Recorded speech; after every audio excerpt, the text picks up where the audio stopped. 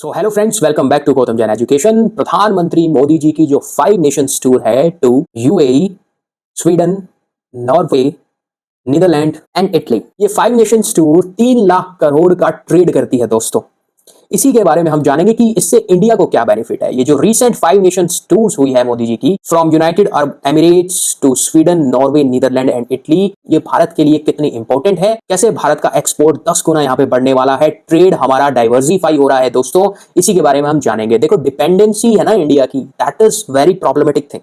जो डिपेंडेंसी है किसी एक या दो कंट्री पे, ये भारत को कहीं ना कहीं पीछे करती है। इसलिए जो ट्रेड डाइवर्सिफिकेशन है, हर देशों के साथ ट्रेड हो, क्योंकि आपने यूरोप का देखा होगा, यूरोप के टाइज भी आपस में एक दूसरे के साथ कम होते नजर आ रहे हैं। दूसरा, चाइना के साथ, यूएस के साथ, बिकॉज ऑफ द नेटो इनके रिलेशंस खराब हो रहे हैं। रशिया के साथ तो आपको पता ही है रिलेशंस इनके कितने खराब हैं। तो India as a emerging market इनको दिख रहा है, और भारत के लिए भी एक विन विन सिचुएशन है कि हम अब अपने एक्सपोर्ट को इंटरनेशनलाइज करें, ग्लोबली अपने एक्सपोर्ट को बेचें। तो ये 3 करोड़ का जो मैसिव इन्वेस्टमेंट है इन 5 कंट्री के साथ भारत का, ये प्रधानमंत्री की विजिट है, इसको डिटेल में हम देखने जा रहे हैं दोस्तों।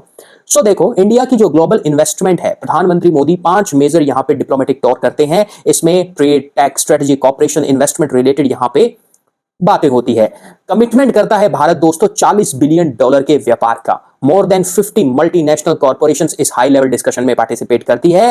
That highlights the India's growing importance in the world, in the global economy. Objective क्या है इस टूर का? बहुत ही सिंपल है, भारत को semiconductor, AI, renewable energy and infrastructure में इन्वेस्ट करना है। तो बाहर विदेश की companies, specially European companies, Bharat के अंदर अपना यहाँ पे अपने प्लांट्स लगाएं, अपनी मैन्युफैक्चरिंग यूनिट्स यहाँ पे लगाएं। यूएई, जो अभी आपने देखा होगा न्यूज में भी, अपने ऑयल को भारत में एज ए रिजर्व हाउस की तरह रखने वाला है, जिससे इंडिया को काफी आसानी होगी आने वाले टाइम पे। क्योंकि अगर क्राइसिस इसी तरह से चलता रहा, मिडिल ईस्ट क्राइसिस आज मान लो शॉर्ट आउट होता है, हु नोस, कौन गारंटी देता है कि कल नहीं होगा, फिर से होता है, तो भारत की डिपेंडेंसी एक दो देशों पे, ट्रेड की डिपेंडेंसी एक दो देशों पे होने से इंडिया को काफी प्रॉब्लम हो सकती है। That is why trade diversification is very important. So प्रधानमंत्री Modi strengthen the diplomatic and strategic partnership with Europe and the Gulf reason.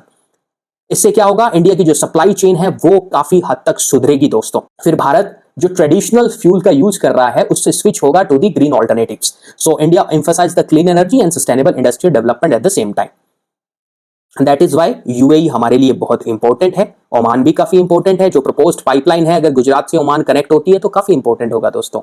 Then European countries भी बहुत इंपॉर्टेंट है हमारे लिए। So business and investment outcomes की बात करें, PM Modi met CEOs and senior executive from more than 50 multinational firms of the European countries, जहां पे जो मार्केट वैल्यू इन कंपनीज की, वो कंबाइंड मार्केट वैल्यू $3 ट्रिलियन है गाइस। तो आप सोच सकते हो कितना मैसिव इन्वेस्टमेंट इंडिया में हो सकता है। सो यूएई जो मेन सेक्टर ऑफ कॉपरेशन है वो है renewable energy, logistic, manufacturing and digital infrastructure.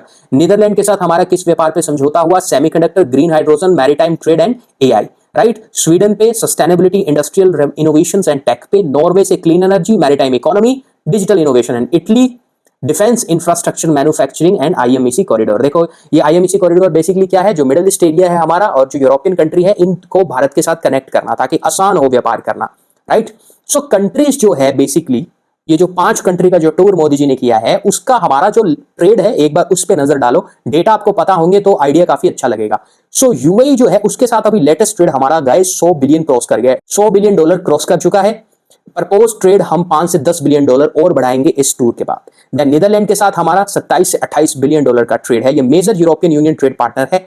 Italy की बात करें देन 40 बिलियन यूरो। स्वीडन की बात करें, ये ग्रो हो रहा है। नॉर्वे थोड़ा सा कम है। इसके साथ हमारा क्लीन एनर्जी पार्टनरशिप और बढ़ता है दोस्तों, तो काफी हमारा ट्रेड डाइवर्सिफाई हो जाएगा। तो प्रधानमंत्री की जो 5 नेशंस टूर है, ये काफी हेल्पफुल साबित हुई है, जिसमें पोटेंशियल इन्वेस्टमेंट $40 बिलियन तक हमारा व्यापार यहां पे बढ़ेगा।